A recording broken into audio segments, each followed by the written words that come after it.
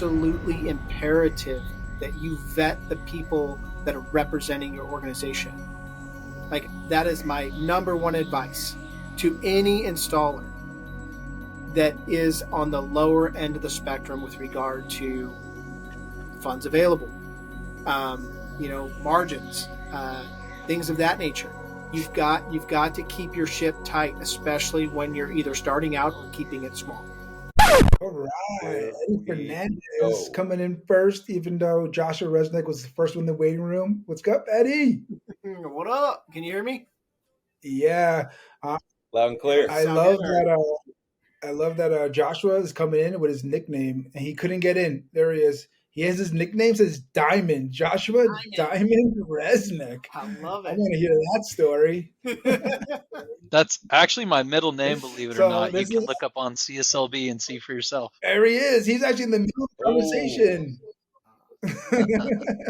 I need to What's put up, mine- Joshua? Eddie the Rate Crusher What's up? Fernandez. Well, Eddie, names. so good to talk to you, brother. You too, man. So we got to know right away, Is Joshua. that What's true? with the diamond? Are you the diamond now? Is that your new nickname? Did you say that's on? No, that's my middle officially name, on the so I CSLB just website. yeah. If you look me up on CSLB, it shows that's my middle name, and my autocomplete got it, and I was like, what the hell? I'll leave it in there. It'll at the very least it'll prompt some conversation. But Well, you learned the something last already. installer I work for had two other Joshes, so call me Rez if it won't get confusing. That's an unbelievable middle name. I don't have a middle name at all, so that's why I have fun with my last name. But if I had named Diamond, I'd be calling myself Yeah. Diamond all the time. I'd be like bling blinging everywhere. No doubt. For That's sure. awesome. Absolutely. I love Moose as the nickname, Joe Moose. Yeah. Yeah, man. Thank you. So I'm super excited for this episode, guys. These are two of my favorite people in the industry, not even only the solar industry, just in social media and Facebook and friends. You know, I'm friends with Eddie and Joshua. So Eddie Fernandez has been, oh my God, such a knowledgeable person for all these salespeople, sales reps, solar reps, like helping them out, figure out the finance side of things and or just the organization side of things. So Eddie has been in finance for like 30 years. He's in a PACE expert, really understands the PACE loans, is with Forbright right now, and we're going to learn more about Eddie.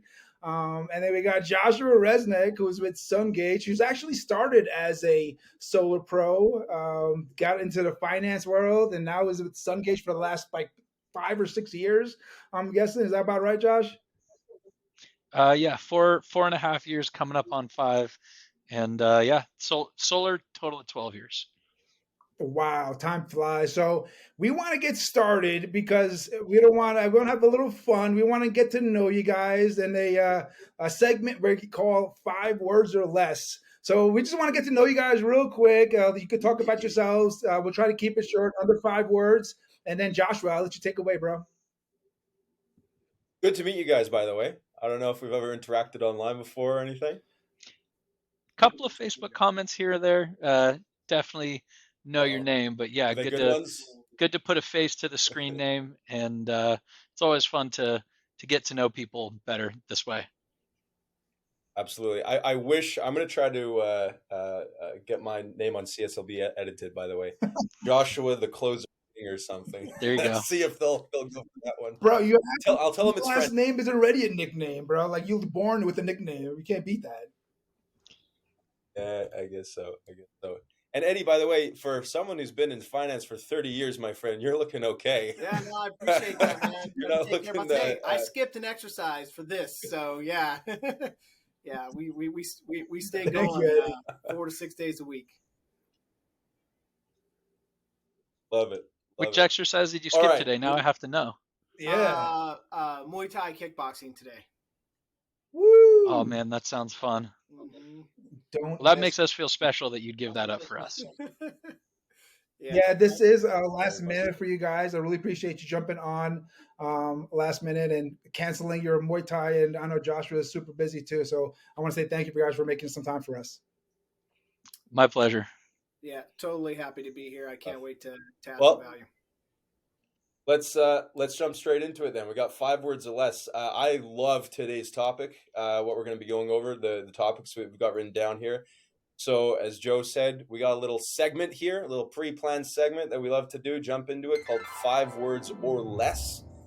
Just gives yourself a bit of a chance to spill the beans on who you are as a person, what you're doing in solar. To let the audience and myself, because I've never interacted with you guys before, see your personalities. So we'll start with one that's you could take this as deep as you want to it, but the rule is 5 words or less. We'll start with my namesake there, Joshua. The first question: describe your personality. 5 words or less. I would say geeky, resourceful, and empathetic. They did it under 5. That's cool. And to you, Mr. Eddie. I'll add succinct, since I have room. I'll add succinct, since I have room. I don't think we can allow that. Fail Army? I haven't heard that for years. See, now you know I'm old.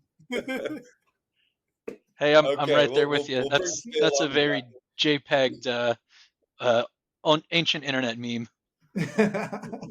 Love it. Oh man. Eddie, describe your personality. Let everyone know what's going on beneath the hood. All right. They don't count, Josh. Come on, man. Yeah, you can't be counting those, man. Let's go. All right. So I would say resourceful. I would say direct. I would say helpful. And, at the end of the day, I would say knowledgeable. And I think the last thing that I would talk about my personality is fun. Love it. I concur. Good stuff. Going back to Mr. Joshua Resnick here. If you weren't doing solar, I love how we're just throwing you guys into this. Yeah, let's go. If you weren't doing solar, I'm already sweating. What would you be doing? Welcome to the boiler room. Yeah, no, He's Muay Thai, right? Most likely software or IT sales, or if I really decided to dig into it, maybe go back to school for mechanical engineering or something like that. I worked in bicycle shops for 9 years. I've always been very gifted mechanically, so it's been years since I exercised that brain muscle. Would love to get back into that.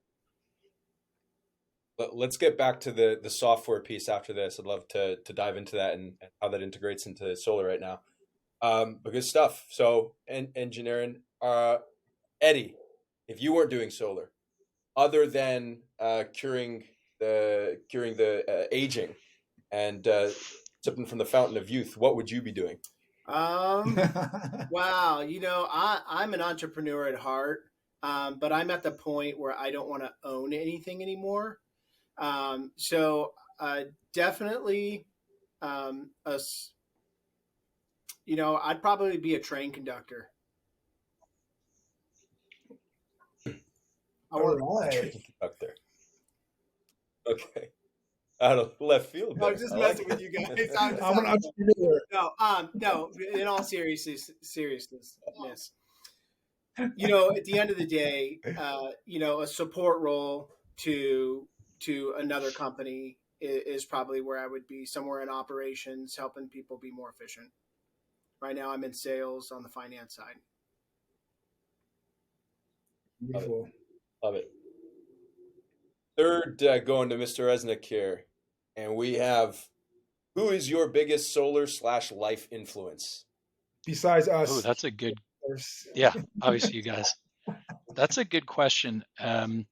I love some of the old classic podcast episodes. I don't know if I have a person per se, but there are a couple of specific podcast episodes where they interview founders of relatively small companies who have been doing it for 30 or 40 years.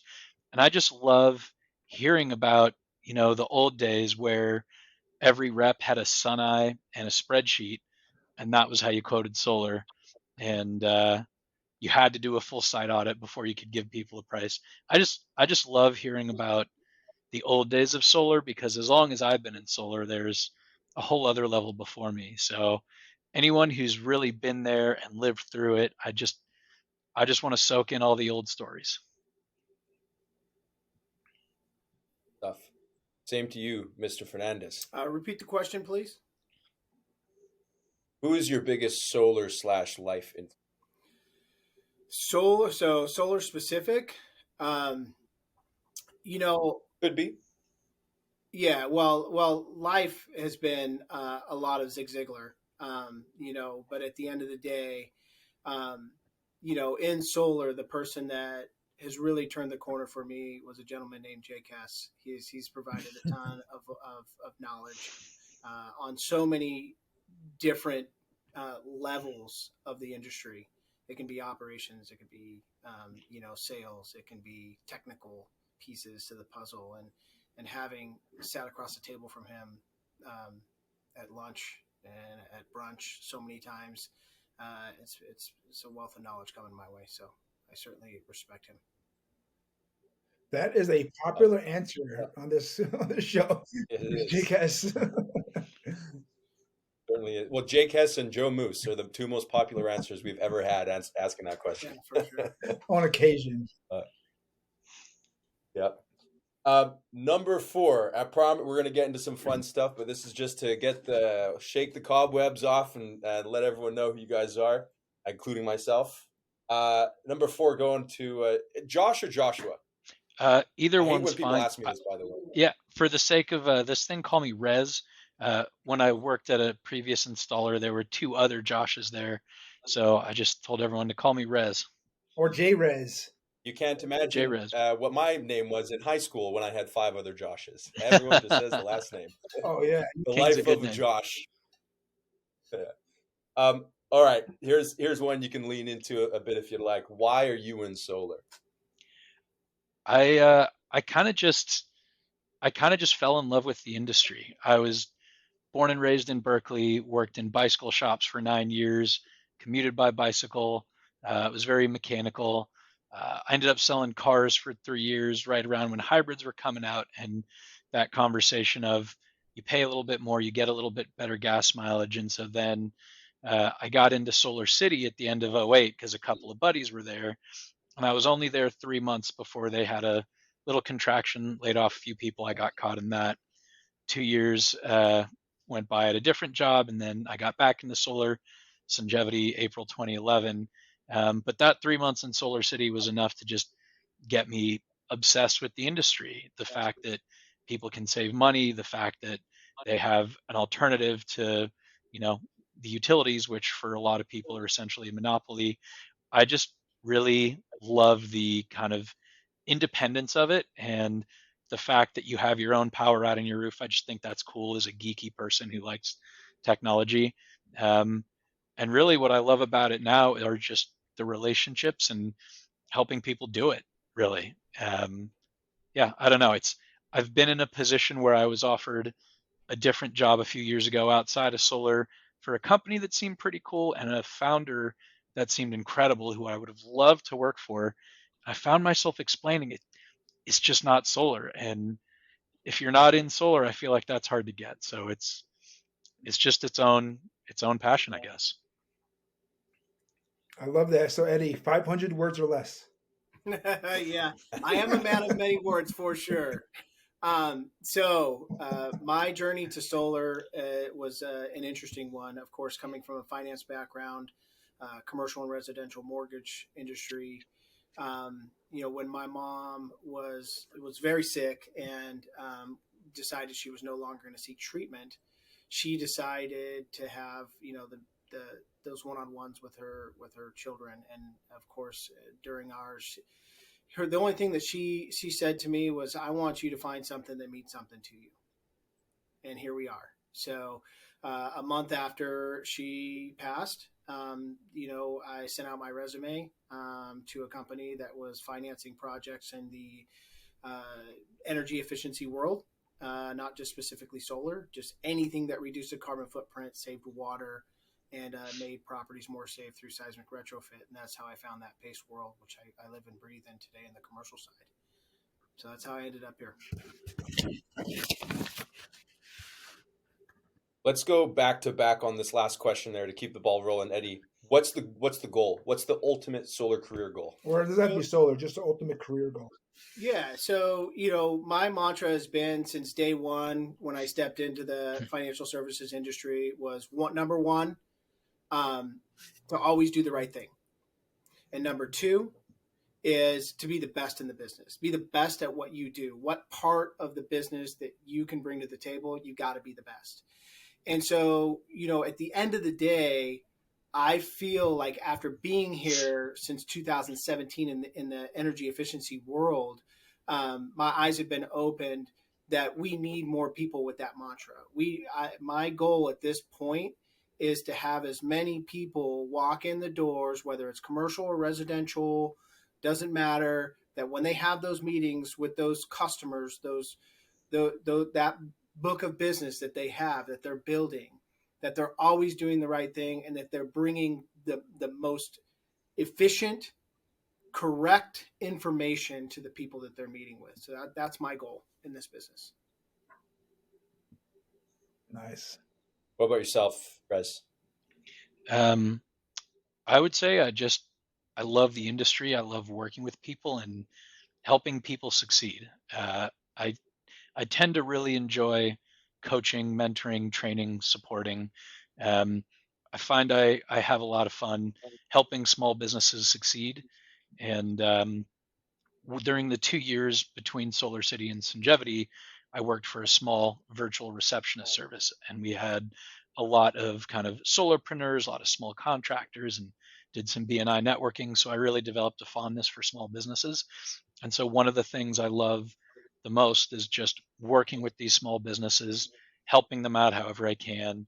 I kind of miss selling, so I feel like I do a little bit of selling vicariously, where they'll call me up and say, how would you answer this objection? Or I've got a customer saying X, Y, Z, and just talking through it with people. So I'd say my real goal is just finding a situation where I feel happy and meaningful and impactful, and just leaning into that and feeling like I'm making a difference and making other people feel good day to day, and just feeling life is enjoyable and meaningful. So what's that one title you want, Josh? That one title you would say, I did it in life. What would it be? Come on, it's in your head. Oh, that's a good question. I've always thought about starting my own solar company. I don't know if I'd ever go through with it. But I would love the idea of helping to run a company with a small group of people that I really love and respect and know just kick ass, and just feeling effective and efficient, and just like we're really doing it. That's what I want. Sign of a true leader. Thank you. There's our 5 words or less. So hopefully the audience and now myself knows the crew a bit better for today before we jump into the fun questions here.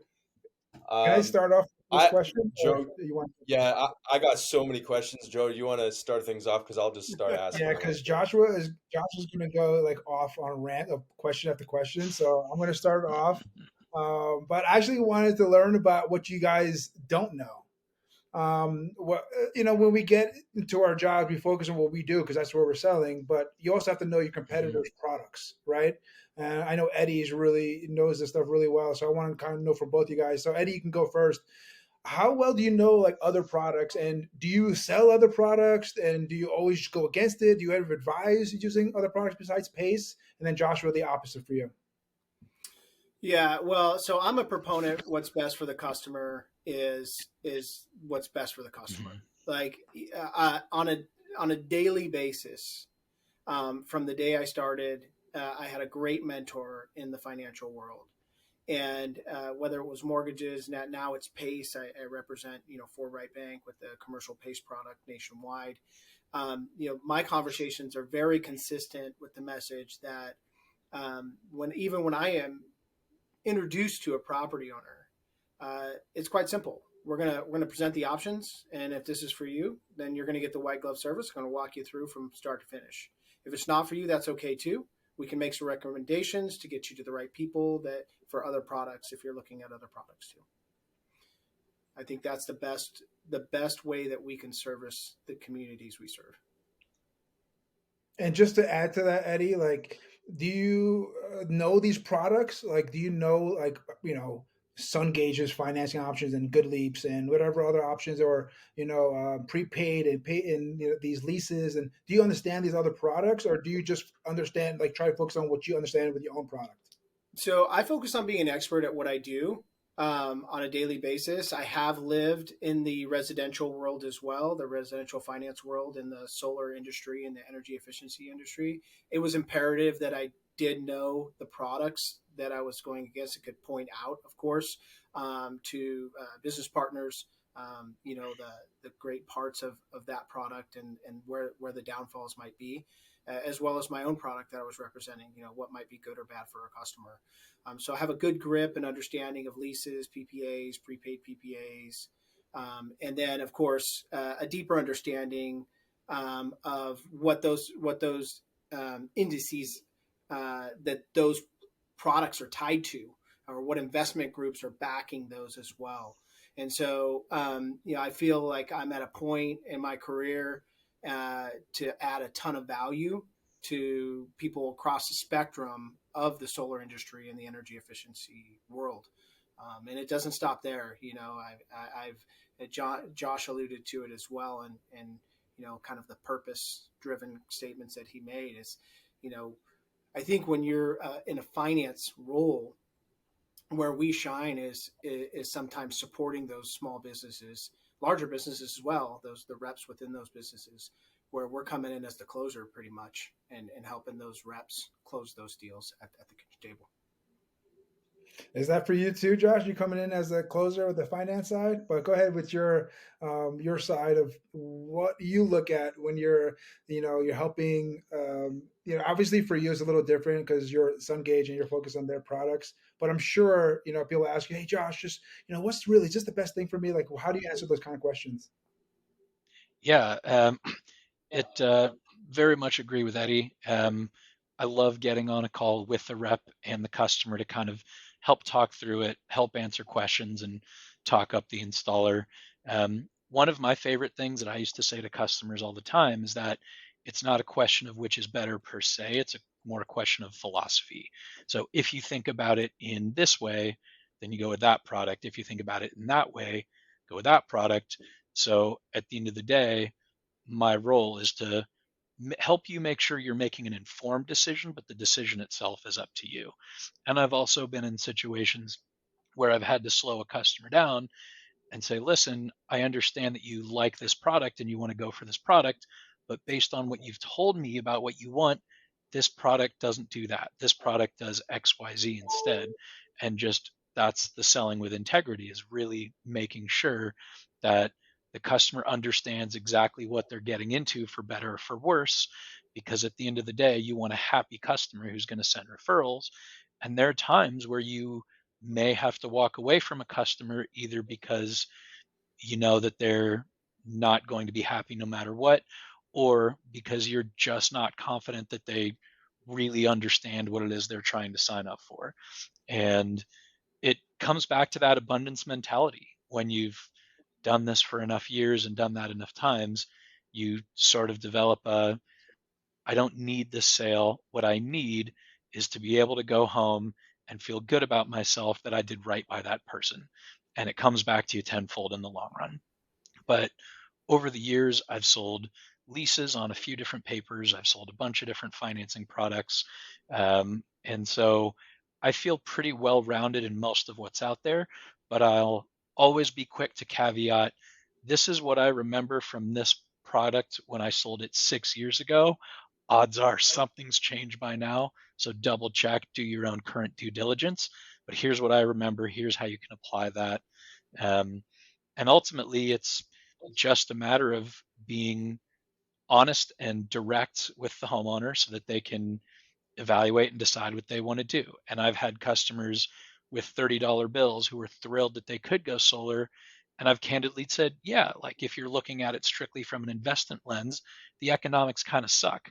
But if your angle is you want to do it because you can, you think it's the right thing to do, and you like how this works and you're comfortable with the numbers, then go nuts. And there's a lot of power in that candor of not pushing people into it. And so I really try to live in that mindset of, I'm your tour guide, I'm helping you decide what you want to do, but I don't want the personal responsibility of feeling like I talked someone into something that they didn't necessarily want.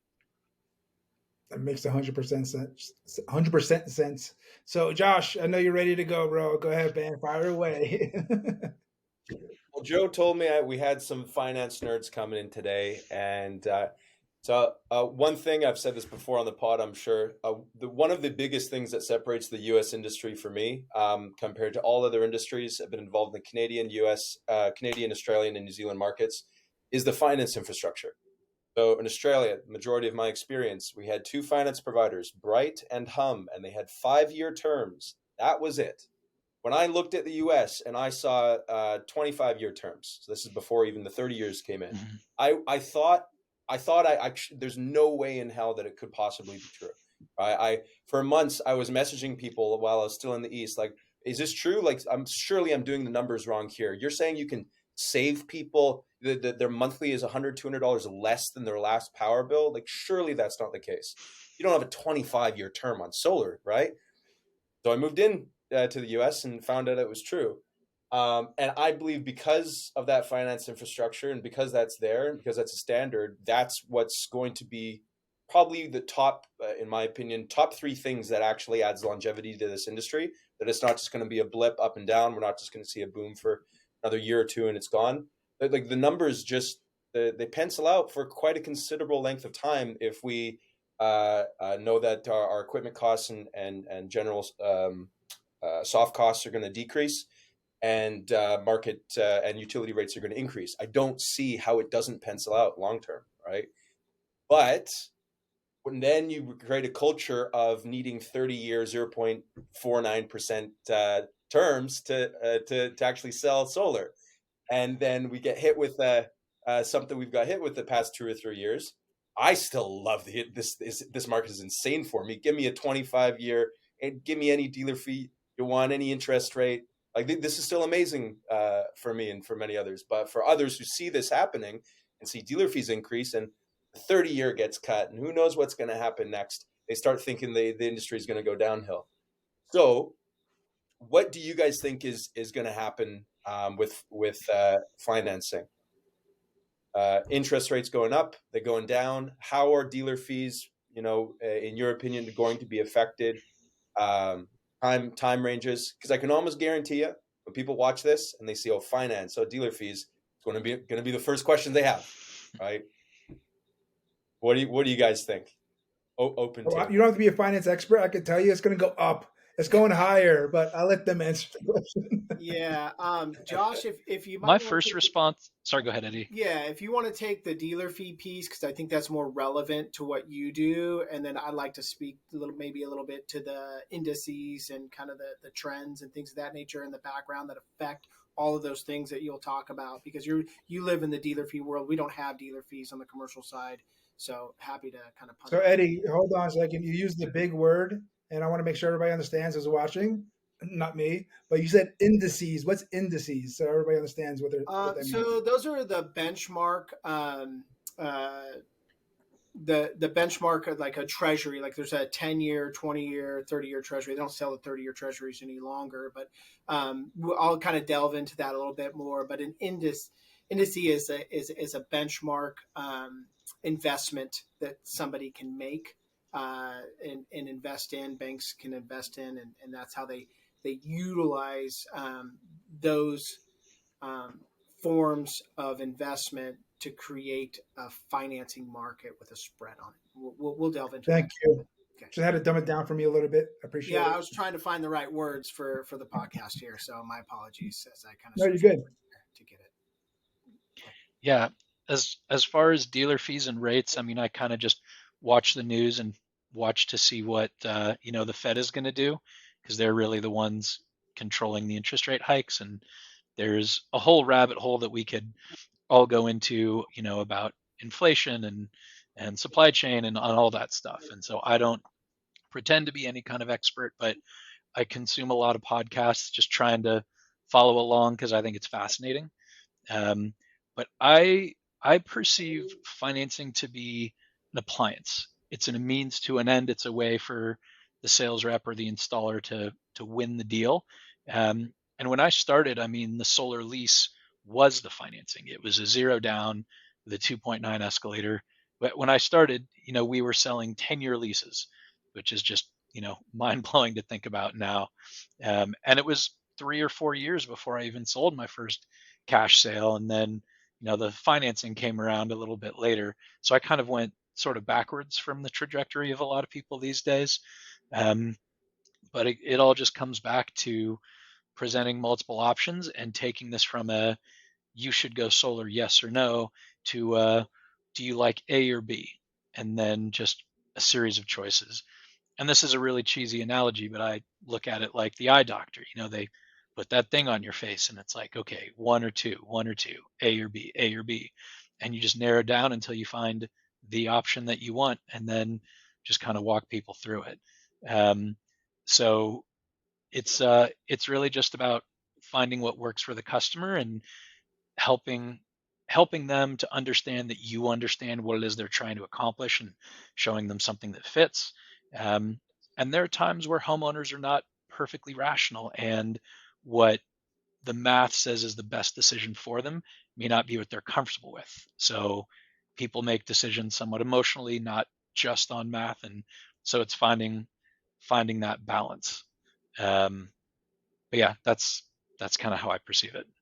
Hey, Eddie, I didn't mean to cut you off when I was asking about the word indices. Please, I want you to take it back over too. Thanks, Joshua. I mean, solar loans are not based on anything, right, Eddie? They're just loans. There's no assets there, I mean, right? Sales reps just click the button. Because when people ask me what I do, I just say I hand out money all day. That's the easiest way to put I just hand out money. Here you go, everybody. But that's why you're so popular, Eddie. So there's so many things. I could go all over the place with this, but really for the audience here and for the people that decide that they want to listen to this, and the solar industry has been largely hit kind of twofold. Number one, you're talking about like the increase in interest rates. Okay, so yes, the interest rates increased, but what is in the background affecting all these things are just the index or the indices. Okay, they go up, and then of course the bank needs to make a spread on top of that, so that's where the rates go up with it. Okay, and if you want to bring that rate down, then typically you got to buy points, right? Much like if you go to a mortgage a loan officer and you say, what can I do to get my rate better? Well, you got to pay a point to get an eighth better on your rate. Okay, well, we all know the dealer fees are a lot different than that, but we won't get into that because most people that are watching this probably know about the dealer fee. Okay, but what's really affecting all of this in the background is a lot of the forward flow agreements are expiring. Right at all this is kind of like a two-headed dragon hitting the industry, the finance industry that supports the solar industry. Okay, so what is a forward flow agreement? It just means that a certain bank, usually a larger bank, has set aside a tranche of money for the solar lender and says, hey, you've got $1 billion to work with, $1.5 billion at this margin to work with. Here's your money. And that's what's called a forward flow agreement. So they set aside, that larger bank sets aside a certain amount of money. Okay. Well, those forward flow agreements have been expiring at the times the rates have gone up.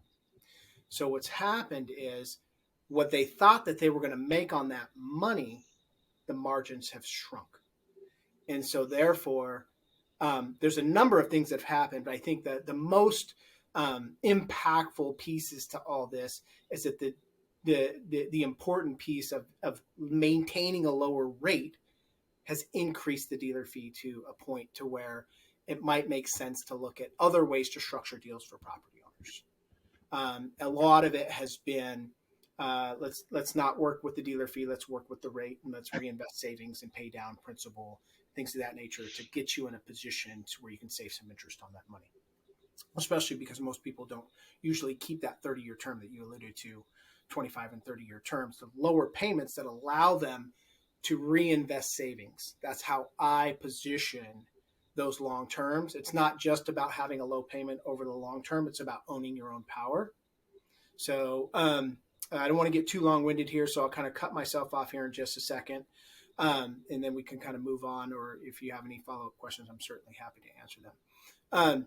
But to get to the index, right now, the most important index to really look at when you look at the type of financing that we live and work with in the solar world is the 10-year treasury.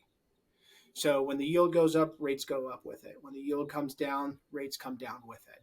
Now, if you look at that yield on a daily basis and you're thinking that your solar lender is going to just decrease rates because the yields have come down, that's not the way that it works. The way that it works is a trending line will then have an impact. So if they come down and they stay down for a long period of time, you might see some change to your rates or your dealer fee, things of that nature. If they go up, as we know, things go up faster than they come down. Does that all make sense to you guys? 100%. Don't bank on the T-bills with a 0% interest. Not today, my friend. The lesson we've So do you think, and maybe this is contrarian, do you think it was irresponsible for solar to get as low on the interest rates and the dealer fees as they were before, and sort of mirroring that which SVB was doing and banking on, low rates, lasting forever, and banking on those margins? So you mentioned a certain specific bank, and there are some other things that happened that were really impactful in the decision making that they made that actually don't have to do with kind of the subject matter of solar. But just to kind of sunset that, not just mention it, but I like to just mention, they had so much money come in so quickly, they had to place that money somewhere. Because for a bank to have cash on hand and just leave it there, billions and billions of dollars that they received, okay, they actually lose money by just keeping the money there. So they had to place the money. What they did is they found ways to park the money that had interest rates stayed low, they could have continued with their business. But since the rates inverted their investment, is the best way to put it, they started losing money. And so they needed to shore up their balance sheet because banks actually don't have all the money that they committed to on hand. So they needed to shore up. They put a $2 billion memo out there to their investors that they needed to shore up their balance sheet. And that's what caused the panic with SVB. Okay. That's part of it. Yeah.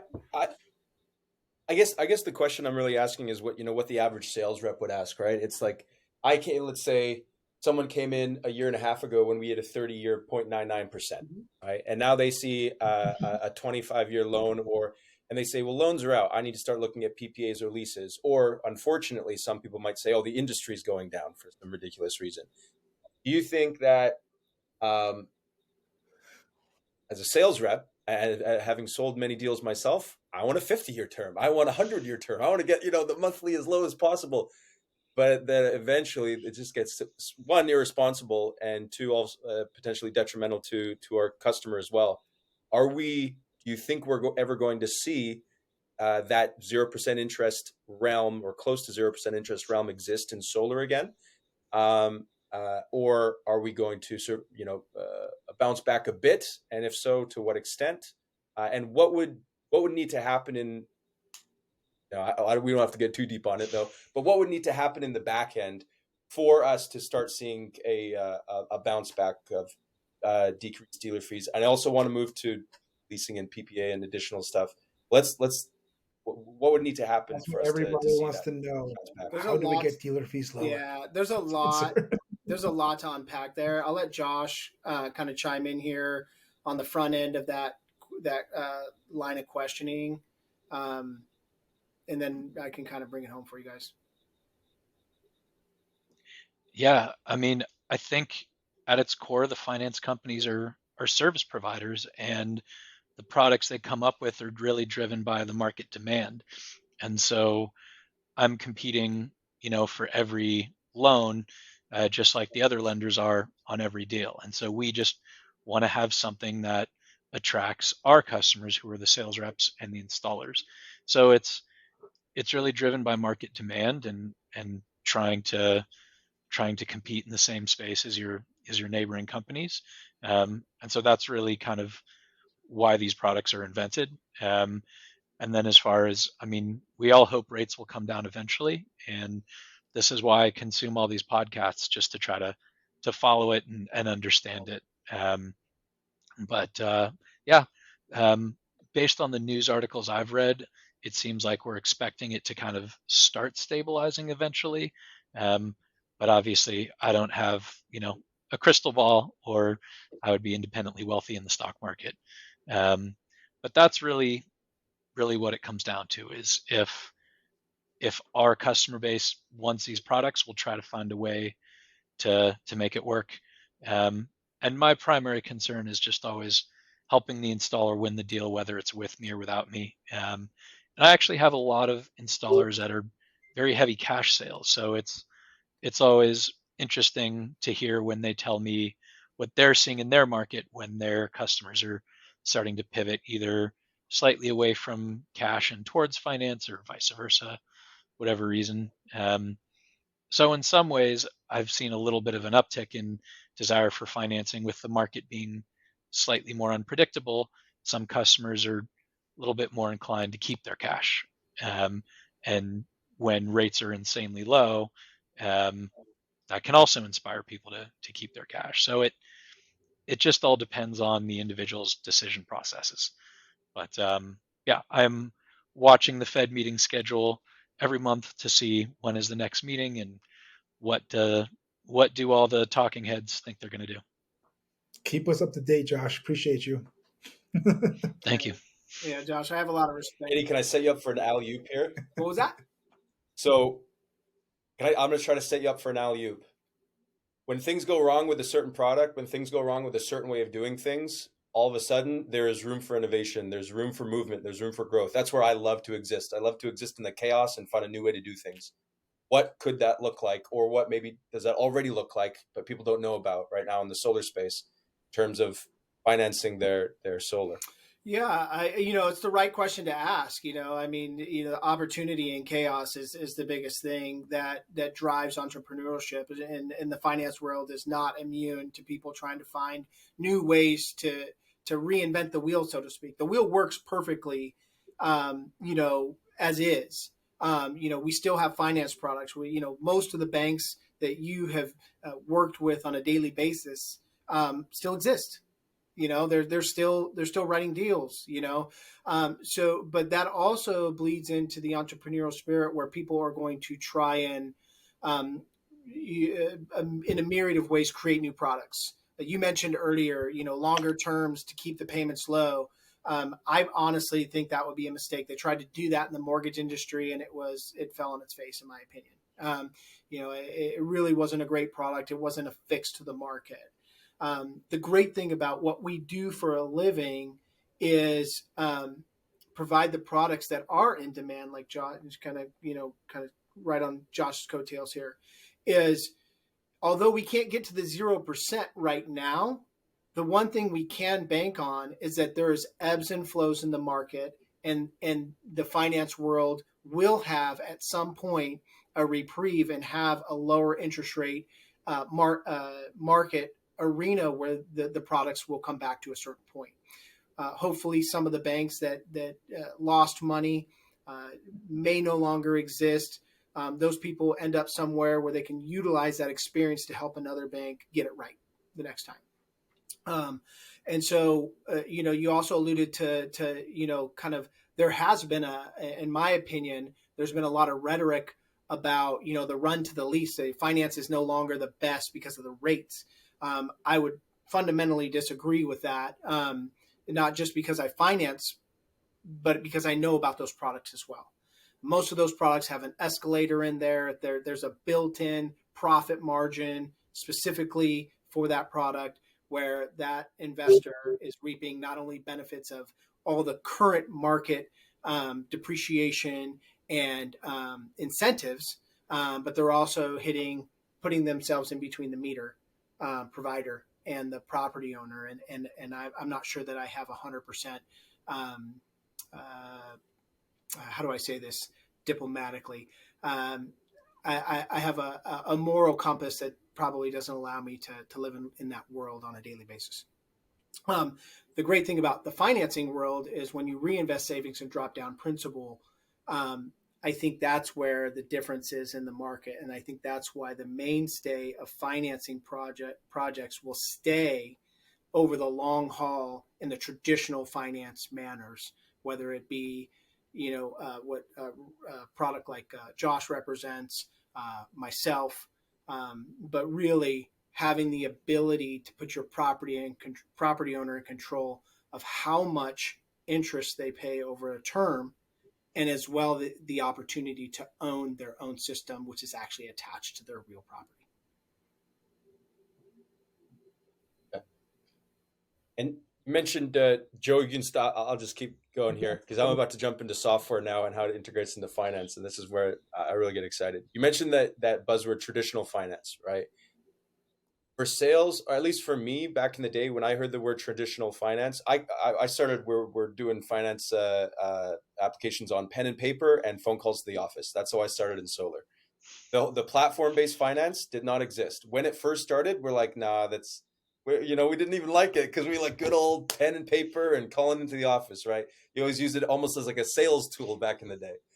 Now, I can't imagine doing that. And software has really maximized efficiency. So with our software, we integrate with different finance providers' APIs, and we're always looking for innovative ways to make the process a lot smoother, not just for customers, but for sales reps as well, because we know how many errors can be caused from sales reps. So Josh or Rez, maybe this is a question for you. How do you think the world of software and the world of finance can continue evolving and growing in the solar space? What cool things are you seeing right now, or that you're working on, or that you've seen other people working on? Yeah, I think it's just making the process easier on all sides and reducing friction. When I started a sales conversation, the first thing I would always try to suss out based on my instinct is how patient is this person? Do they want to take their time and have an hour and a half conversation with me, or are they very fast and after 30 minutes, I'm done? And if your sales process outruns that customer's attention span or patience, there's just no possibility of closing. And so I'm a firm believer in meet them where they are.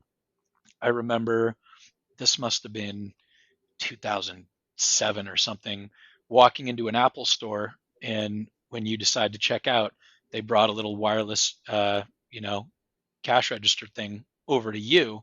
And at the time, that was mind blowing. And it's like, it can't get much more meet them where they are than that. I actually sold cars for 3 years, and I remember doing the Foursquare, the pen and paper, the write up. And I even had one customer where they parked their car, wouldn't get out. I went and said hi to them. The other sales reps thought I was crazy. It was hot, so they invited me to sit in the back seat. I spent an hour sitting in the back seat of their car, just chatting with them. Eventually pulled up the other car. They transferred their stuff. I brought the contract out into the car. Again, it's just a matter of meet them where they are. So I think all these integrations are so cool, and any additional bandwidth or brain space that you can free up by automating and streamlining processes, the more you can focus on the client in front of you and be in the moment. And so I love it when my reps text me and they say, hey, I'm in a home, I have a quick question.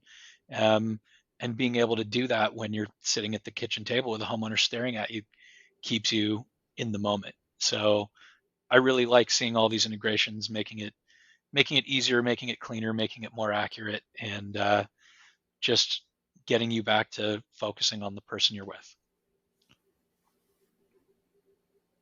Love it. When we talk integrations and we talk automizing and digitizing, at this point it's 2023. We've done it by now, right? But I'm really fascinated as well as how that's going to improve underwriting processes. how it's going to improve the efficiency of the back end to give people more confidence to better data to actually loan. For example, we're taking a look at insurance right now, car insurance. If you see what's happening with Tesla, they have massive data set. And so they know who they can give low rates to and who they need to give high rates to, right? And I'm fascinated to see if there's any further progress that's going to happen there. Here's one. This is out of left field, but I think this is really interesting for the future. Eddie, here you go. What do you think about what the future of home renovation, loans in general, but solar specifically? If everyone's hearing that solar is such a good, investment, what would you say to the idea of in the future having more of a decentralized peer-to-peer financing system to finance both residential and commercial projects? Would that be viable at all, or will you ever always need some sort of centralized system to handle that liability? Yeah, so peer-to-peer is great on a micro platform. I think that the risk level across the board would be pretty preventative to a large scale peer-to-peer. These are my first thoughts like coming across my head here kind of on the fly, but this is really what has muted the amount of peer-to-peer lending on a large scale, like I believe you're talking about, that provided the question here. There's large tranches of money, trillions of dollars that we're talking about that are earmarked for our industry. And so to provide the opportunity to take away that money from the current allocations that are already out there and put it into a peer-to-peer, because that money would have to be pulled back into the hands of the consumers to lend to another consumer. So I think that there's a lot of, it could be done, but I think that there's there would have to be a fundamental shift in the banking industry to even achieve that. And it would have to go to regulation as well. And I'm hoping you just have to include a little small writing, a little small claims court. Now you have to go to small claims court to get your money. Yeah. The loss to a peer-to-peer consumer is much more impactful to somebody's life. Is really, you kind of hit the nail on the head, Joe. There with that is if I take my $30,000 and I lend $15,000 to another person for a roof and a small system, or just a small system, and they default on that, just the clawback for me to get 50% of my funds back would be pretty tough on me in my life. So, but I think with certain types of regulation, pooling peer money together is a way to achieve it. But I think we're ways off. All right, Josh, sounds like you have to go. Start it up. You can start the app. Hasn't been started. Oh no! These are all thoughts that I'm always thinking about. Yeah, I mean, crowdsourcing peer-to-peer is very interesting. I'm always just so keen to see what's around the corner when we have big shifts or perceived shifts to a certain sector, right? Because certainly finance and the economy right now it's a big shift, and whether it's going to be stable in 6 months or a year or 2 years, it gives people ideas of how things could be done differently, and that's where you start to see innovation. I'm really interested to see what it would look like in 2 years, 5 years, 10 years. Yeah. I have a what with. I was just going to say, with standard stuff, what do you think is going to happen in 5 years, 10 years? What is solar financing going to look like? Yeah, well, I like to pair things up in conversation. What I feel is going to be the next level. It's not just for the financiers, but it's going to be the installers, the brokers, the salespeople, the operations. It's really going to be impactful for the industry as a whole. Is because we're seeing a shift with the way that the utility companies are going, right? California is a perfect example with that NEM sunsetting NEM 2.0 to 3.0. That's one side of the business. But when we talk about pairing the impact of what a solar person, a solar professional is going to have to do, is they're going to have to do the right thing to stave off regulation. And so they're going to have to become more professional. As we see some of the lower producing, lower earners kind of go to the wayside because maybe they're a little bit afraid of the next level, where you really have to level up with being a professional, knowing your finance products and knowing, the proposal software from soup to nuts, and being able to articulate that to a property owner, as opposed to being maybe a setter or a process operations person or a closer. You're going to have to be a little bit more well-rounded to help stave off some of the regulation that will come. I believe that what's already been done and being done today, will have an impact on how much regulation comes in and how much we're going to have to change and adjust to the regulation, because they're already looking at everything. They're looking at the finance companies. They're looking at the solar companies across the board with regard to regulate, complaints and things of that nature. And we've had some pretty big, flubs in the industry, which, we're going to bash anybody and name any names, but we've had some people go to the wayside that probably should have. And there's some people in the market that probably shouldn't still be here. But the great thing is there's some good companies showing other companies how it should be done. Love that. What do you think, Josh? What do you think your next 5 to 10 years looks like? I can't wait to find out. I think Eddie's really onto something with, it'll be interesting to see regulation coming. California's done quite a bit of that. The CSLB website is a wealth of knowledge.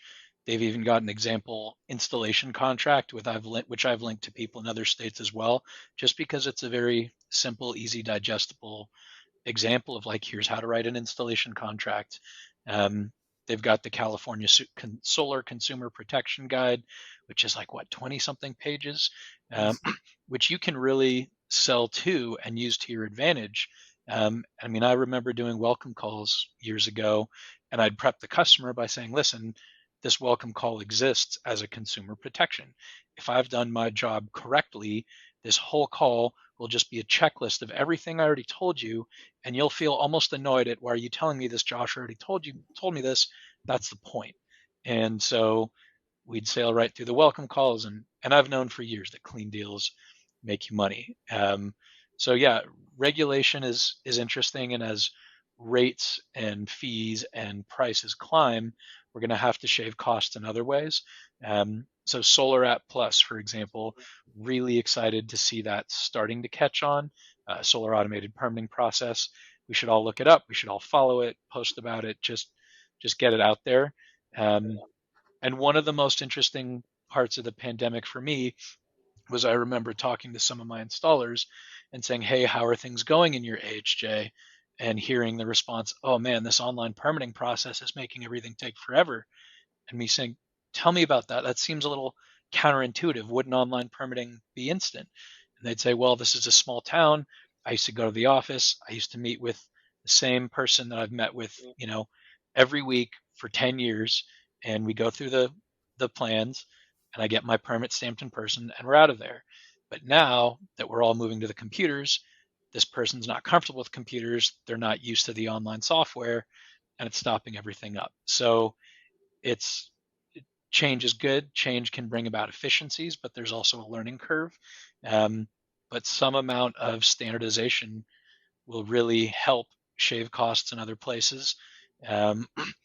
But yeah, I'm really curious to see how the industry responds to continue to have a compelling product as the situation changes. And as mentioned, I've had customers that seemed really interested on a lease, and me saying, hey, based on your situation, what you've told me, I think you should take a look at the purchase, even if just to rule it out, because I think that could really work for you, and the other way around. And I've had cases where I still think the purchase would have been the smarter choice, but they wanted a lease, so be it. And I've had cases where they really wanted to own it, but based on what they've told me, I wasn't confident they'd get the tax credit. And I told them I wouldn't sign them until they check with their tax person first, because I just, I wouldn't feel right about that. So it's a combination of having the right products that people want and something that customers feel activated by, but also being able to make sure you can offer something that is really good for them. And that's a balance. I think you'll be happy to hear, Josh, in Australia, years ago, we standardized permitting, and for about 95% of the country, everyone got used to it. 2-minute permits online for 99% of the cases. Amazing. So I love that. All for Solar App. Everyone watching right now, go to Solar App, Google it, take a look at it, tweet about it, put it on Facebook, contact your AHA, get it out there. That will completely revolutionize the industry. Talk about expediting, killing installation timeframes. My goodness, it has to happen. And there's a ton of great for that for sure. content about it already. And I mean, the installer I worked for before SunGage, their local AHJ had over-the-counter permitting and absolutely loved it. I mean, we could sign someone, have them, built 2 weeks later, and it's all by the book, permit in hand, finalized. And that's kind of what I love about hyper-local solar, where your permit contacts, your inspector contacts. And this industry is all about relationships. And, my boss goes way back with Eddie. Eddie and I go way back because of that introduction. And I really just love the community of solar. And I think that's how we're all going to work together to streamline the process. Yeah. Well, I have a quick question. Speaking of go ahead, Eddie. Oh, I was just going to say, it's so funny. It is a small world. Like I used to be Josh's rep when he worked for that installer. That's right. That's right. That's right. And I used to be a finance rep. Yeah, at my last installer. Yeah, and it's funny. My last installer, I was working for them when I got introduced to SunGage, and then I moved to SunGage, and now they're my account, and so it all comes full circle. So it's your relationships are your contacts, and it's great to talk to people when they call you up. It's like, oh, I'm over here now. Oh, congrats. How do you like that company? Say hi to so-and-so. And I always joke that the longer you're in solar, the smaller it feels, because we all know each other. And I think that's one of our biggest strengths together. Speaking of that and community, I'm going to change the subject from finance for a little bit here. I'm going to ask the non-finance question. I'll let Josh ask the finance questions. But speaking of community, there's a big community on social media, and I think you guys are good, advocates of using social media to help out in career, to help out the community, to build relationships, to network. I know Eddie especially has probably done, great things for your career. I'm not sure as much for Joshua because I know you're, been with SunGage for a while. But Eddie, if you want to go first, can you talk about how social media has affected your career and how you utilize it, and what kind of relationships you've been able to build using it? Yeah. So, an interesting fact about social media and my business is that I had built a lot of my relationships, with a handshake and introduction. And it's pretty slow going. You build the right relationships over time, and it takes years and years. Social media in the last 2.5 to about 3.5 years, I was actually asked to make a profile by one of my contractor partners because he felt like my services were being underutilized. He's like, everybody needs to know about you. I mean, he's like, this is what I want you to do. I want you to get a Facebook, with under your business, and I'm just going to introduce you to people. And that's how I ended up with a Facebook. And he did that. He introduced me. He said, you need to get into this group and that group. And I did those things. And, I was, I'm an older guy. I had my reservations. But I will tell you that instant connections that happen with social media really have changed the way that I think as an older person about the business itself. It's an integral part of business that's I don't feel is ever going to go away from here. And how it's specifically impacted is twofold. Like I said, I like to pair things. One, it allows me to provide information. And two, once I provide information, whether it's answering a question on a post or whether it's putting something out there in the world, just general information about my business, I tend to get some type of response from somebody that's had an experience with me where they're saying something positive about my business or they're supporting the comment that I've made. And then therefore building confidence with the people that don't know me that feel now comfortable to message me personally, or I'm introduced to them. Hey, I see that you commented here. Okay. You guys should get together. And sometimes that's part of the thread. Sometimes that comes in private messages. And it's, I don't actively look for new relationships with social media. I look to provide help and content and answers and support to people's business, and I get paid back tenfold. 100%. Definitely noticed that. And Joshua is really big on these like Facebook groups and being part of the community and answering questions and even keeping the peace and like breaking up fights and taking out the bullies, like really being part of that community. Josh, I just want to ask you, like, why do you do it? How much does it mean to you? And kind of like your experience using Facebook and social media in general. Yeah. And there's the cat behind you. There's the cat. The dog has been coming and going. And dogs. Yeah. It's funny you say that because that's one of the things I love about Facebook is when you become Facebook friends with a client, then you start to have a little bit deeper window. And so I really enjoy the fact that they see some of my silly moments and how like, wow, this guy's always going on hikes with his dog. And one thing I remember noticing in years past is that the modern consumer is allergic to bullshit. And so there's a point at which too much professionalism can prevent you from forming a real, sincere connection with people.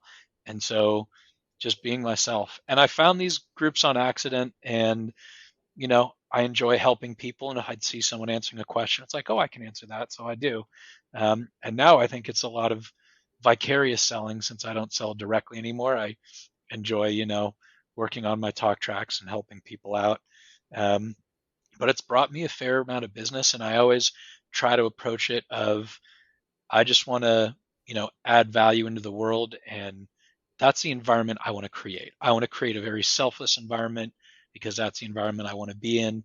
And so I just work to maintain that. And so I've had a lot of fun getting to know everyone in these Facebook groups. And I never did it with the intention of bringing myself business, but it's worked out very well that way. And I really love being a part of that community. And so, yeah, and going to events, like SPI and meeting people in person that I've had on my friends list for a couple of years is so fun. So I love that. And you hate spammers. I do hate spammers. Yeah. People are just trying to be like selfish, or they have their own product they're trying to push, and they're not being part of the community. You kind of sniff that out, and kind of you're part of the moderators in a lot of these groups, right? Solar Pros and Solar Objections, and so yeah, I'm a moderator in thank you.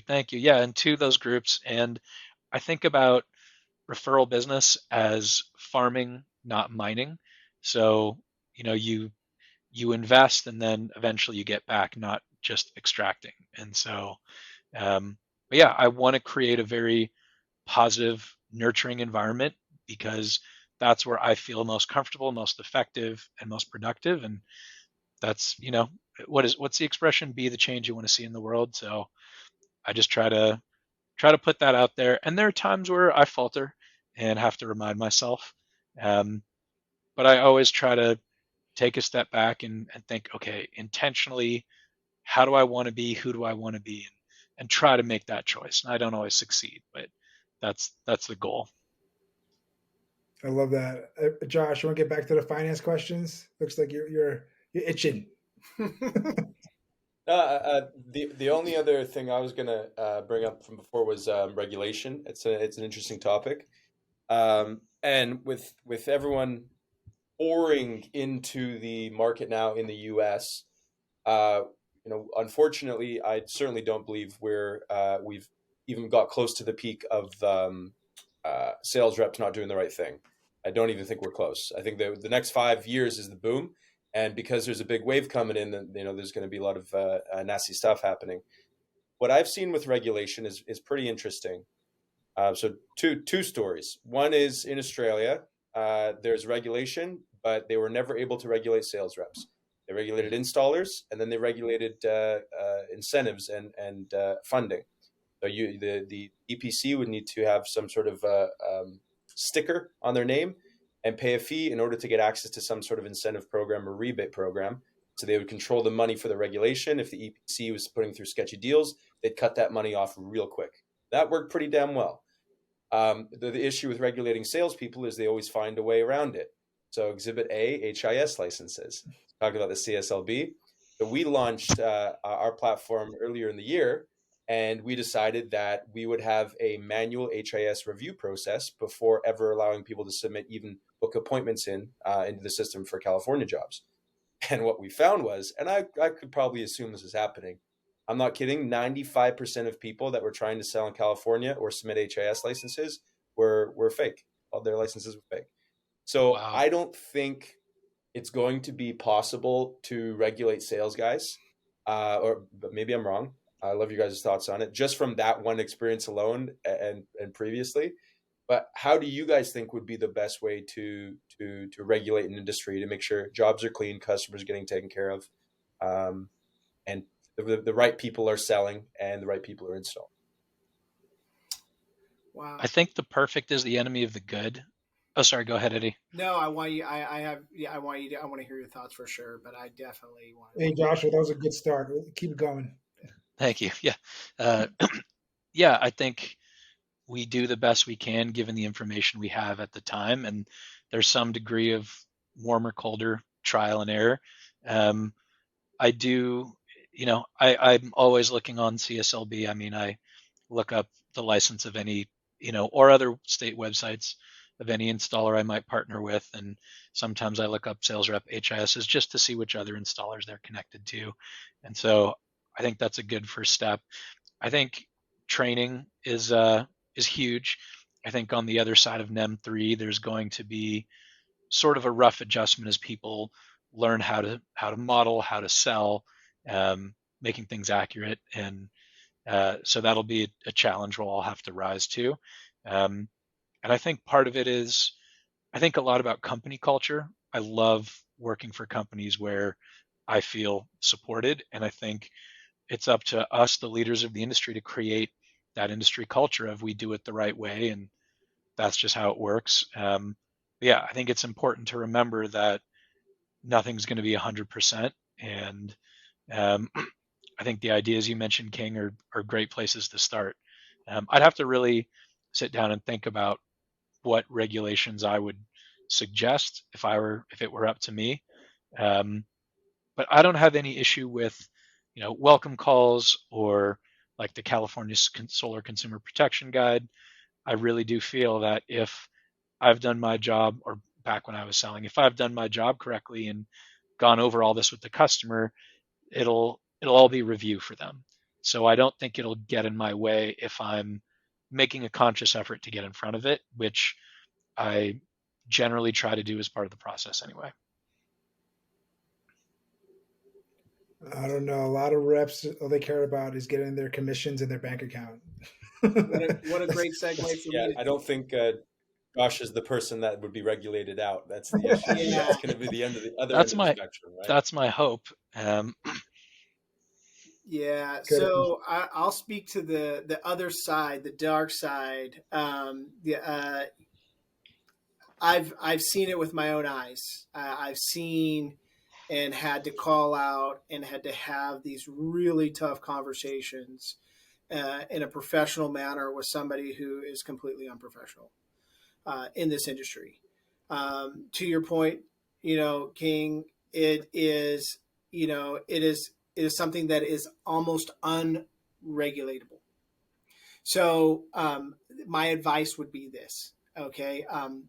California is onto something. California doesn't do a lot of great things, but I think that they're on to the start. HIS numbers, I think Connecticut has them as well in some type of licensing. I think there should be standard licensing for people that are going into people's homes and they're selling $30,000-$40,000 systems. These are large decisions that are being made.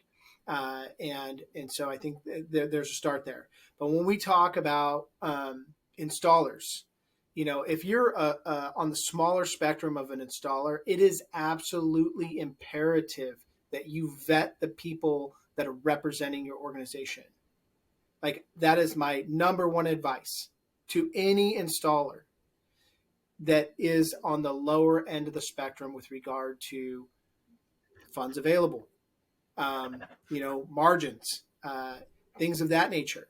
You've got to keep your ship tight, especially when you're either starting out or keeping it small, because you get one or two reps selling multiple deals over a short period of time that can take you out of the business.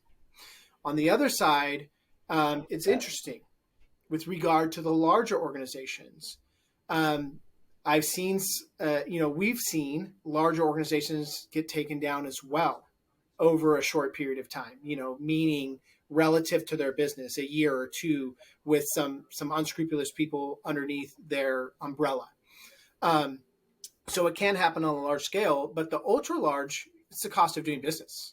It's almost, if you got 4,000 reps across the country, it's going to be really, really tough to regulate every single person. So I think a standardized way of doing business with regard to licensing will help those larger organizations keep track of the people who are able to get licenses, things of that nature, especially if they have some type of compliance division that is working with those reps as they onboard.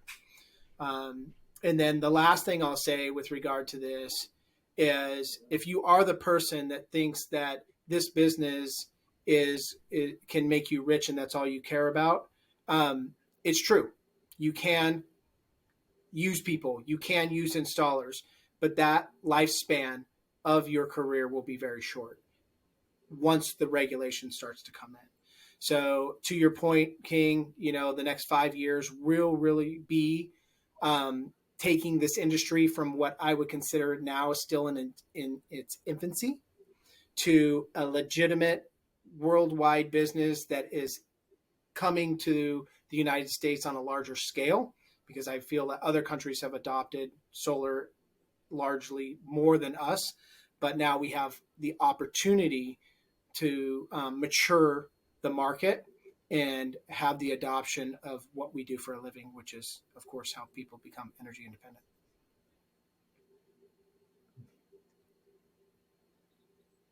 Yeah, I agree with you there. I guess the licensing would definitely help larger organizations. I still think the most effective way I've seen it is you go after the money, but that would be a massive push together to assign some sort of licensing to installers specifically, to government statewide incentives, or to even finance providers only allowing certified installers, for example, to use their financing, and then it get cut off if they have a few black marks against their name. It was very effective in Australia, but I don't know if it might work in the US or not. Well, there's some components already of the industry that are already doing this, just so you know. So there has been in recent years installers that have continued to hire and try and maintain the wrong type of sales rep get cut off from the money. Just so you know, it is happening. That's good. I'm glad to hear that. And there's some risk management from the company side as well. I mean, large installers, put new sales reps through training just as much for selling as they do for limiting their own liability and protecting themselves. And various finance portals have various trainings and quizzes and tests that sales reps have to go through to gain access. So there is infrastructure in place. But yeah, I think we just have to kind of look at what works, look at what doesn't.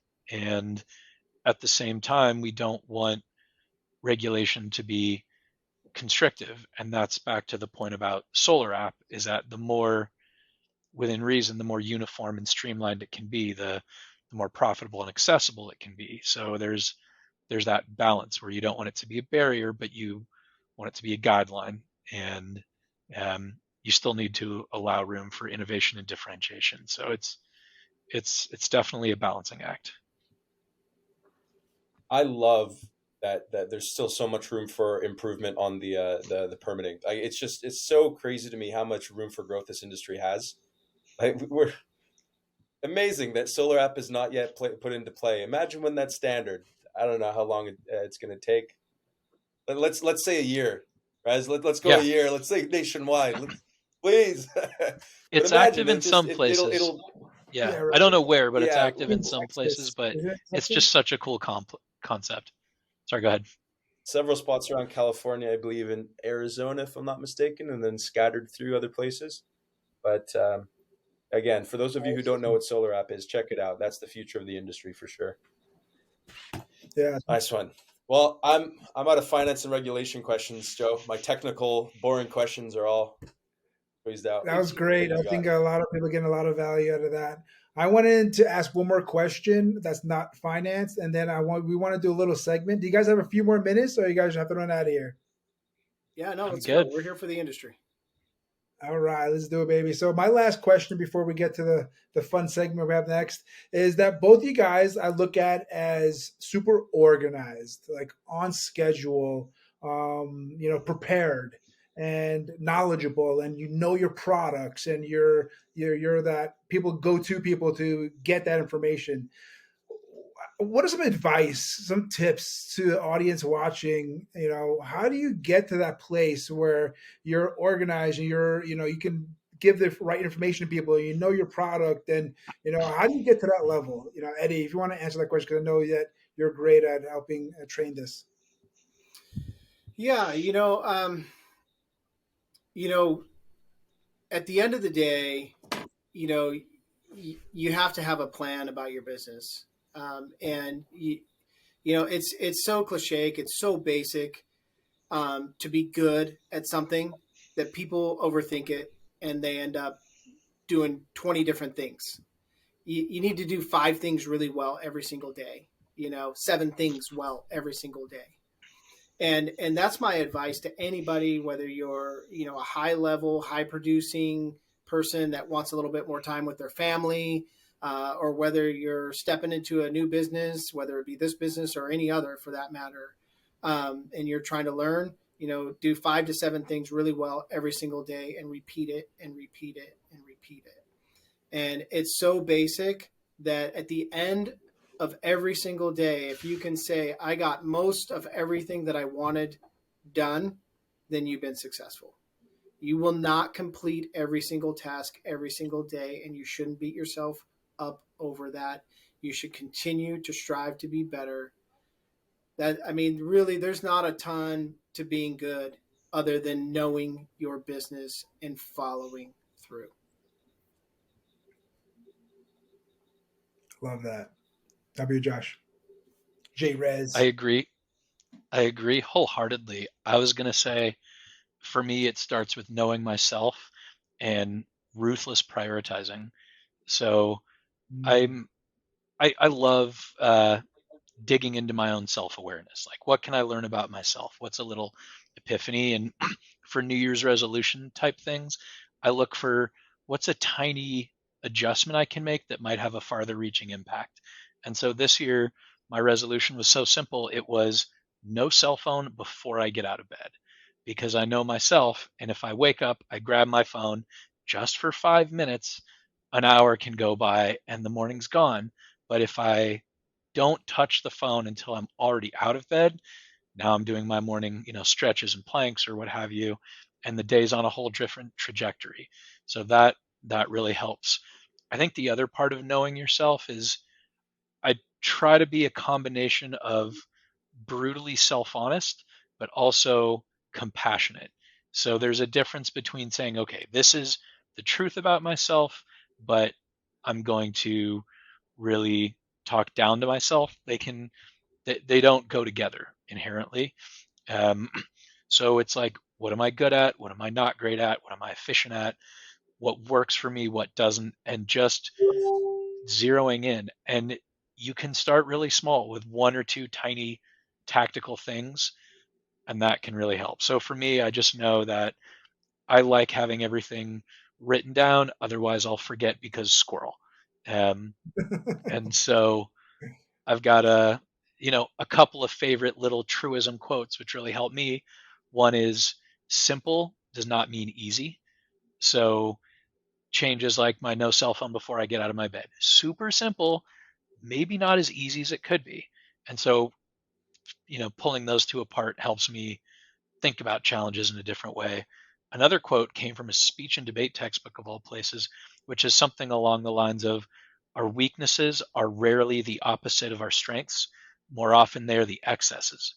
And so, a negative habit or quality or whatever that's not serving me, it may not even be an actual negative quality. It might be a positive quality that's simply overflowing.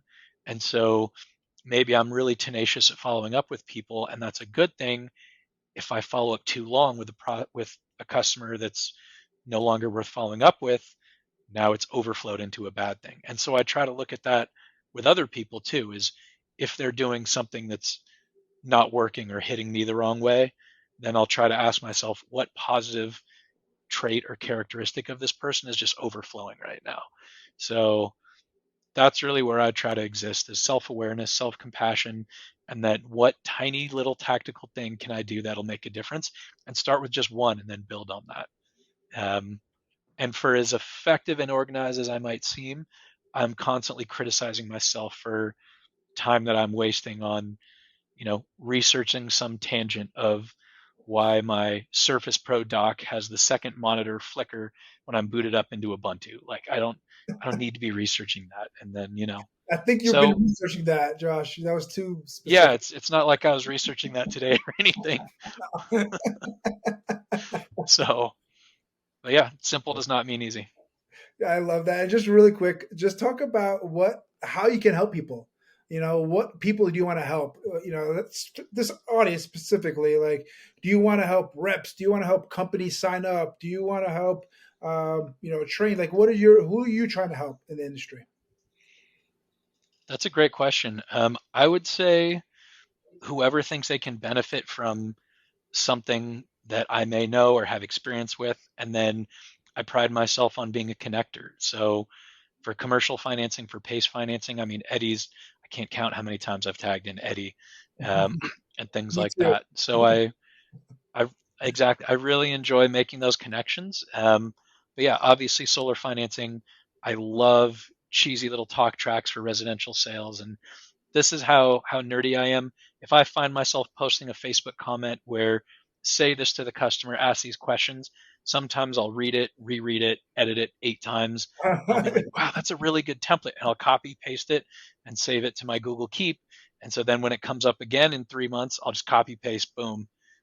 So I've been kind of building this arsenal of talk tracks just because I'll type something out and I'll really like the way it ended up.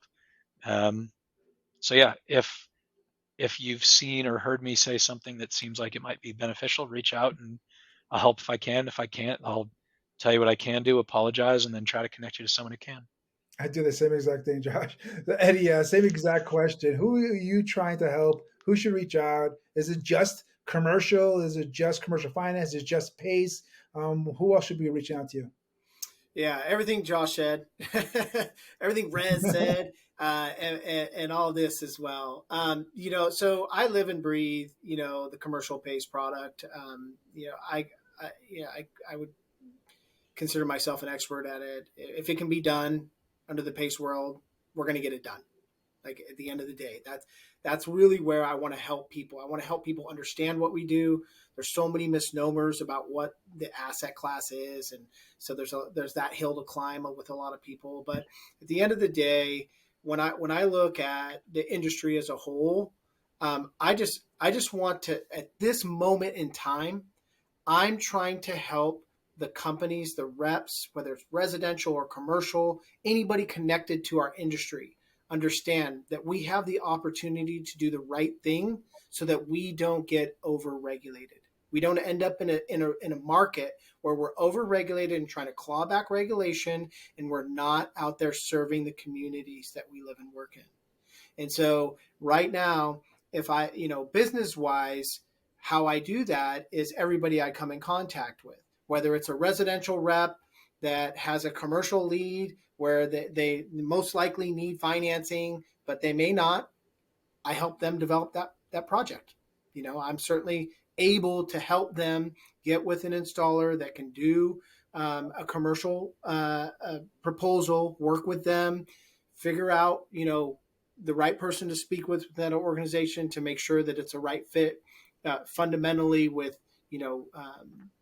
the philosophy, as well as pricing, as well as pay, all that wonderful stuff. I don't, of course, get into the nuts and bolts of their pay, but get them connected with the right people with that organization so they can work out those details.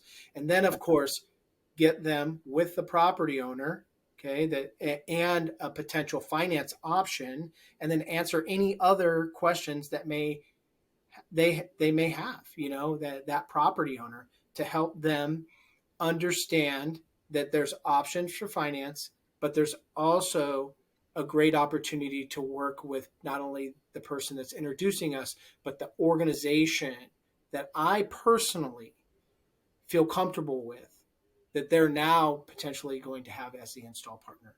And so I think, that goes along with everything that Rez said, which is the connecting the pieces and the dots, and really just what we're all talking about, what Rez and I are talking about, is helping the industry rise together with the right people connected so that the communities we serve benefit.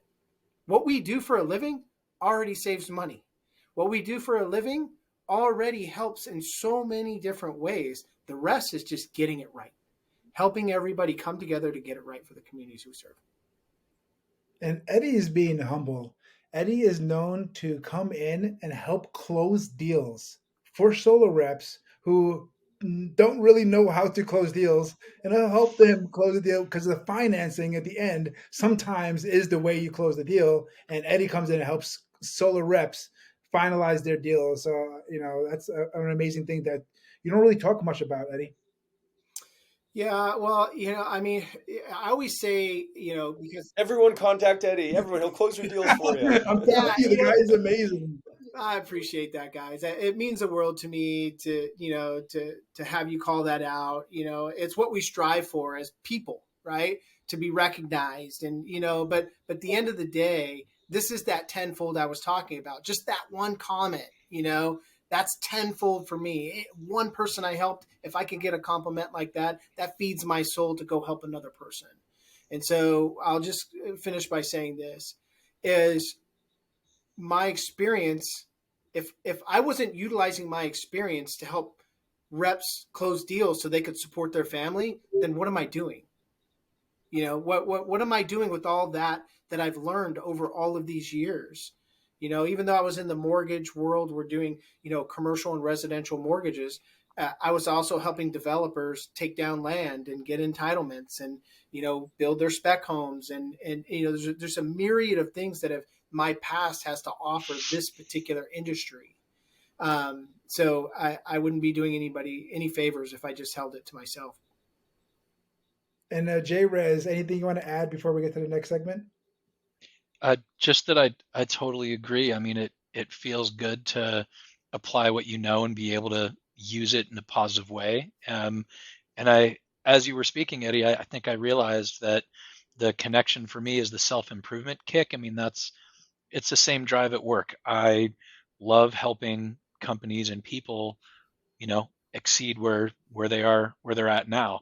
And so I want to work harder to get further and do better and be more successful. And that just means accomplishing the goal of working together and helping them sign up more homeowners. And so it's the same thing. I want to improve myself, and I want to be a part of people improving themselves. And I just really like being along for that ride.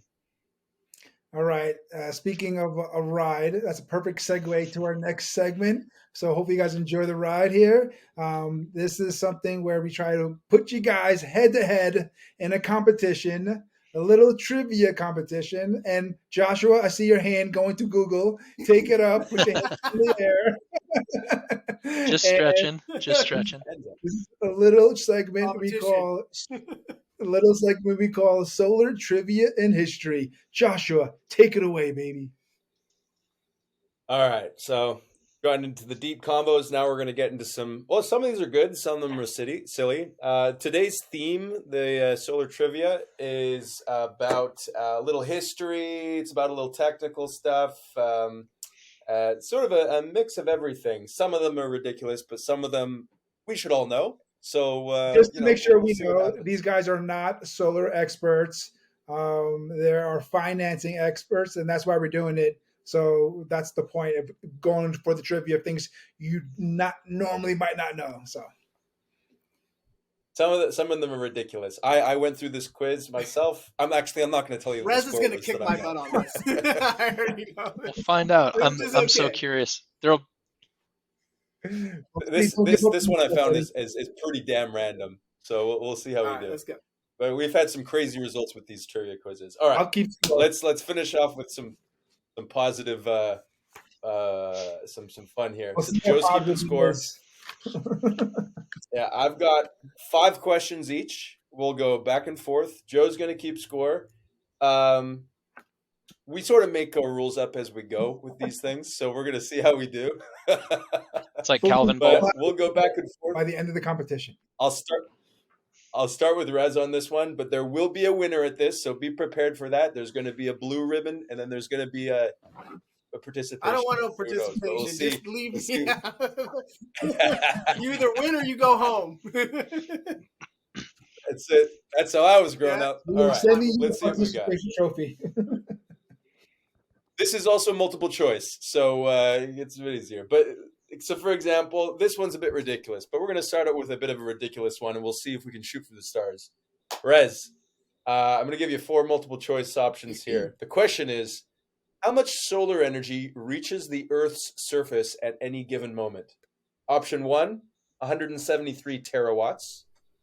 Option 2, 17,300 terawatts. Option 3, 1.73 terawatts. Option 4, 173,000 terawatts. I was going to say option 1. 173 terawatts? That's the guess. Eddie, you want to try to steal? Oh my gosh. What's a terawatt again? I'm just kidding. I'll go with D. Or option 4. Yeah, you're right. Yeah, the big one. There you go. Okay. Now, that was Eddie. I guess we're doing steals. We only have 10 questions total, so we might try some steals here. That was sort of a wild. I don't think we've ever had anyone on this podcast that would be able to get that. I did not know purposeful. Josh was asking that question. I would have deleted it if I saw that. Okay. No. We're not picking questions for Rez. That's not the game we're in here. I literally Googled children's quiz for photovoltaics. Even better. I learned something today. I'm happy. You make it gives a little thing at the bottom here. I got that one wrong as well, by the way, when I got it. But let's go to the second one. We're gonna get a bit easier here. This is for Eddie. This one is for Eddie. Yeah, that's correct. Okay. That one's a bit too easy.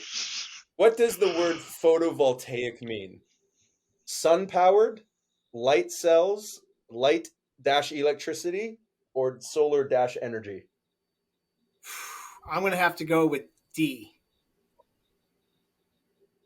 Solar-energy? Is that your final answer? I have a feeling it's electric, but I'm going to go with D. Is incorrect. Rez, do you want to try for the steal? I was going to say C, light electricity. Correct. Oh, there it is. We're back. There you go. I'm redeemed. 1-1. We are 1-1 here. 1-1. All right. I would be impressed if anyone on this gets this. But I think this is another fun one. Let's go to Rez. Who discovered the photovoltaic effect? American physicist Enrico Fermi, German physicist Heinrich Rudolf Hertz, Italian physicist Alessandro Volta, or French physicist Edmond Becquerel. I'm assuming C with Volta in the name. Is that your final answer? So when he says his final answer is usually wrong, just to let you know. No, that's not particularly. That's a key. Yeah. That's it. Oh my gosh. No. All right, Eddie, you want to go for the steal again? I told you. Oh man, really? That was wrong. That was my answer. So say the other three names again here. Oh my goodness. American physicist Enrico Fermi. Why are they teaching third graders this? Yeah. This is still true. American physicist Enrico Fermi, Italian physicist Alessandro Volta, French physicist Edmond Becquerel, and German physicist Heinrich Rudolf Hertz. Hertz discovered the photovoltaic effect. We're gonna go with Hertz. Hertz. I can see it. Wrong on both accounts. Who was it? Joe, do you know? You're shaking your head as you're like, no. No, because obviously it's not the guy's name is Current or Volts or it's gonna. Hertz. So yeah, it's literally the other one. It's French physicist Edmond Becquerel. Yeah, of course. Nobody got that one. Today I learned. All right. Okay, let's get into some general stuff. So this is Eddie. I think this is actually I don't know. We'll see. Eddie, what are the most common photovoltaic cells used today? Organic cells, polymer cells, plastic cells, or crystalline silicon cells? Silicon. Ding, ding, ding. Yeah, I don't want to shake my head, but that was an easy one there. Great job, Eddie. Softball. I appreciate that. 2-1. Okay. This is an interesting one, and I guessed this one, and I did get it right. But it's a pretty interesting question, and this would be for Rez. Roughly, how much did the cost of PV solar panels decrease between 2008 and 2015? 40%, 20%, 40%, 60%, or 80%? I think it was 80%. Correct. 80% decrease just from 2008 to 2015. Yep. I remember having this on a slide when I was selling for Sungevity during that time. So, Rez, you lived it. Yeah, it was. I remember sending customers articles about how the solar equipment cost was dropping, but the rebates and incentives were dropping at the same time. And yeah, wild. I joined the industry when it dropped 80%. I said, now it's time to join. I think it's good. Yeah. I think the first panels I sold were 170 watt panels. Ooh. I think first I ever did was 210, 220. There you go. And they cost more than the panels now today. We're at yeah. 100%. Crazy. What are we at now? We at 2-2? Yeah, 2-2. But we're back at Eddie. So all right. Okay. Joe's keeping track. He's track too. That's what he's saying. Yeah. My comment was that I'm keeping track. I don't think anyone has an upper hand. Oh no, I have no idea what we're talking about. This quiz is. No. This quiz is all over the place. I think you're going to be okay here. Let's go for this. What form of energy do concentrating solar power technologies use to generate electricity? Static electricity, chemical electricity, magnetic electricity, or thermal electricity? Thermal. Exactly correct. Concentrating solar power technologies. It's the mirrors. I think Josh's tone is giving you with the answers. Your tone changes on the right answer. No. Yeah, thermal. Hey, electronic gift cards in your email. Thank you, sir. I know obviously this isn't photovoltaic, but it's still on the solar side, so it's interesting. But we gotta make it somewhat equal here. So Rez, which of the following is not a technology used in concentrating solar power? So not photovoltaic, concentrating solar power. Power tower, linear Fresnel, cathode ray tubes, parabolic trough. I told you. Say those again. So, solar knowledge isn't good. Okay. Which of the following is not a technology used in concentrating solar power? Right. Not photovoltaic, concentrating. Power tower, what that is, linear Fresnel technology, cathode ray tube technology, parabolic trough technology. I know the answer just by the way you said those answers. I'm going to say cathode ray. Is that your final answer? See, be careful, Final bro. answer. That's not the second Trying one. to fake me out. It is the correct answer. Ah, That is perfect. the only technology not used. in Good job. We're tied If up. I'm wrong, I'm going to commit to it, though. Got the call. It's like, if I'm wrong, I'm wrong. This is actually a great idea for future quizzes. We say it's a solar quiz. We get solar experts, and then we go like randoms, like manufacturing gnome garden lights or something. Garden gnomes. You know, I thought you were solar gonna- panels at the top. How long do solar-powered do- garden lights last? Oh my god. Yeah, I thought you were a professional. Come on, you should know this. I thought it was going to be way off topic, like name all the actors on the cast of Cheers or something like that. We were going to do that, but we decided against You should watch our other podcast. We go way off with these. We thought we'd go a bit towards solar today, just a bit. I'll allow it. All right, so we are at 3-2, or are we 3-3? We are tied up 3-3. Okay, so I have a wacky question that we can do a tiebreaker with. That is it's going to be wacky. What do we think? Should we do this? I'm going to get everyone give the answers. Act like you've done this before, Josh. You guys have a pen and paper. What? Just act like you've done this before, Josh. Come on. Yeah. But we have a multiple choice, and if I do the multiple choice, one of them says it, then the other one might say the same thing because the other one. Just So buzz what it if in. Buzz we it do a in. pen? They can just beep. No, it's multiple choice. Let's just see how it goes. 3-3 tiebreaker. About how many mirrors are used at Ivanpah, a solar electric generating system, the largest concentrating solar power facility in the U.S.? So how many mirrors? And we're not at photovoltaic, we're mirrors. 350,000, 35,000, 3,500, or 350? Why don't you just give Need them a answers from both. blindfold and a dart and a bullseye?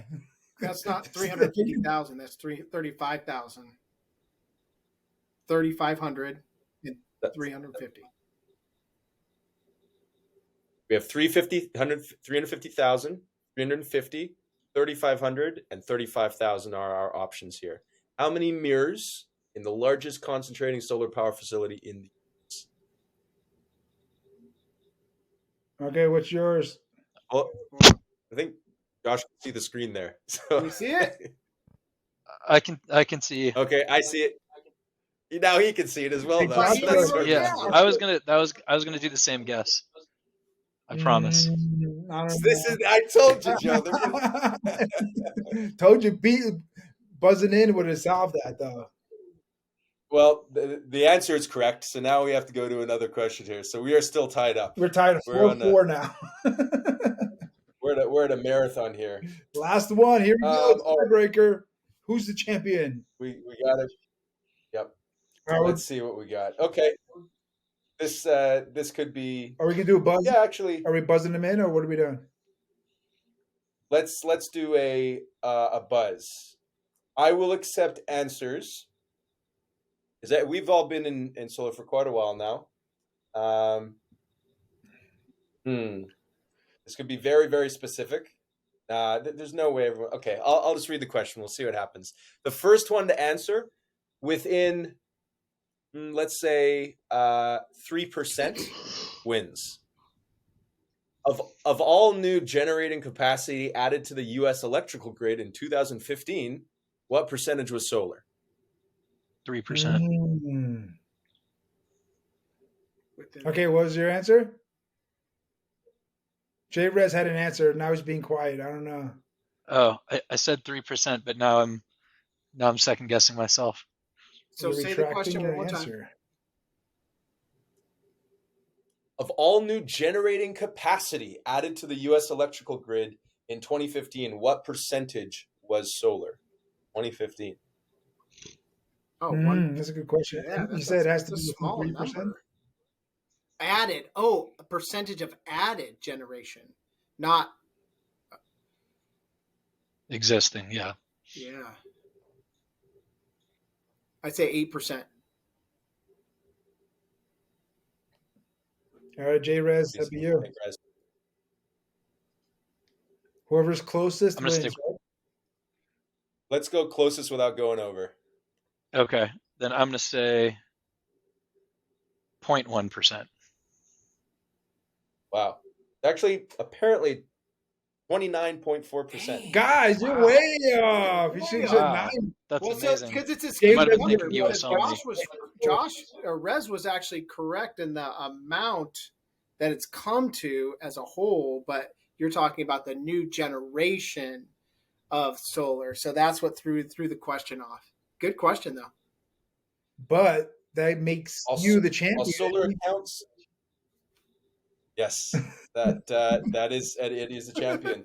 And the source here, while solar accounts for less than 2% of U.S. electrical generating capacity overall, it is one of the fastest growing energy markets in the country, with solar power continuing to get more affordable and new installations happening every day. The solar industry is booming, and for the first time, more solar generating capacity was added in 2015 than natural gas in U.S. history. And that's why we're in the industry, boys. So, Eddie, how does There you it feel to beat Joshua Resnick in the solar trivia history competition? Well, I always love to win, but it's anticlimactic when you are a victor against a friend. So, good answer. Hey, I thought you either win or you go home. What happened at Tower? I'm happy I won, but it's always muted when you win against somebody you love and respect. Okay. We'll rematch with arm wrestling or something. That concludes the solar trivia. That also actually closes up our show. Really appreciate you guys getting on here last minute. I know you guys are doing a million things, adding awesome value to the audience and the industry and the community at all times. One last time before you guys bounce, if anybody watching is like, J-Rez, I got to get to know the guy better. I want to learn from him. I want to reach out to him. What's the best way to reach out to you, Josh? I would say Facebook or LinkedIn. I'm easy to find. If you spell my name right, then I'll pop right up. But yeah, those who know me on Facebook I'm pretty easy to find, and feel free to share my phone number with anyone who wants to reach me. And just let him know his middle name is Diamond, and then we'll know you watched the show. Exactly. Verified on CSLB. You looked it up? No, I'll look it up now. We just trust you, Josh. I'm trusting you. You got a trusting face. And Eddie, man, I'm always tagging you. I'm always letting people know what you're doing. But if somebody needs to reach out, they need commercial financing, they want a commercial installer, they want to reach out to you for training, whatever else. What's the best way to reach out to you? Yeah, I find text messages are the most efficient in my life. So feel free to reach out to me at 925-922-1335. I get back to every single person that either texts or calls me, within 24 hours, but usually within an hour. So if you've got a project that you're looking at doing, you just want some advice, or you just want, just general conversation, or have a question about financing, even though I don't live in the resi world, I certainly help a ton of reps on a monthly basis with navigating, residential side. But of course, if you need a great commercial bank to partner with for solar or HVAC or roofing or siding or windows, and we do a lot. We do new construction as well as existing properties where we're adding improvements to our full gut rehabs. That's awesome. That's Eddie Fernandez with Forbright. And we got Joshua Diamond Resnick with SunGage. We got Joshua King with the Virtual Solar Club. Any last words, Josh? Good to go. Thanks, guys, very much. Good to meet you. And future chats and DMs on social media, I'm sure. Appreciate you guys. Talk soon. Thank you. Take care. Hey, guys. Later. Good one.